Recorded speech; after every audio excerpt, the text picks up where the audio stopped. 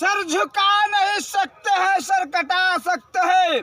मेरा ही नाम है चौधरी सरोन।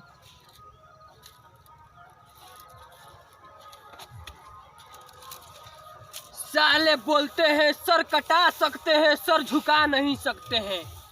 टिंकू राजा बोलते हैं सासाराम में हमको तारा ऐसा लौड़ा छौड़ा हमारा भैंसिया चराते हैं। ऐसा बात जिला के राजा है, जौनो जना बीच में यानी उखाड़ के फेंक दे साले साफ हो जिया। चिन्हत नहीं खा भीता लंगड़ा के देखो ऐसा बात के कहता कि हम जिला के राजा हनी। तहरा नजर में तू क्या हमारा कैसे चला रहे, हल्का में ले रे। रोहतास जिला के हम राजा हनी। सर झुका नहीं सकते हैं, सर कटा सकते हैं। मेरा ही नाम है चौधरी सरोन।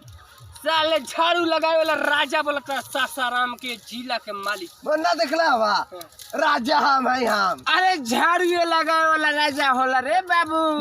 जे पी के पड़ल उहे राजा बा।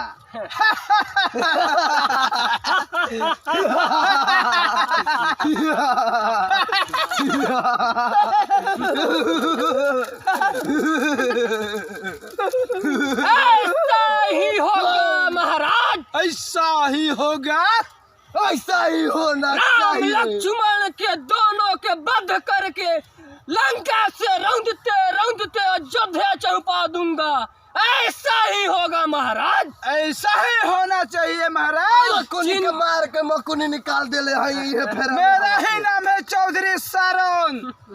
सर झुका नहीं सकते हैं, सर कटा सकते हैं। सोचो साले 1.5 टांग के बड़ा न रंगदार बना करन 4 जिला के सीधा अपना पैर से खड़ा ना हो सके। अरे हाय दे टांग वाला क्या बोलते हैं हमरा सामने हो। एक के झाड़ी मारम के भूख देना, पगुड़ी फेंक देबा, बढ़ देना। 1.5 टांग और 3 टांग छलांग लगावे ला तहरा का पता है। ए साला झाड़ू लगा ले, झाड़ू लगा अपन काम। झाड़ू लगावे ना, शांत हो जी भाई के हली में। चला 10 रुपया हम ज्यादा नहीं तो अरे साले सासाराम में हमको राजा कहते हैं, तारा ऐसा अंटूस फंटूस हमारे भैंसिया चराते हैं। हम क्या अंटूस फंटूस कहता रहा। साले झाड़ू लगाने वाले हमारे सामने कौन बोल सकता है? अंटूस फंटूस कहता रहा, हल्का में लेता रहा। तोहरे से हम रंगबाज हनी, रोहतास जिला के चल हनी। साले हट।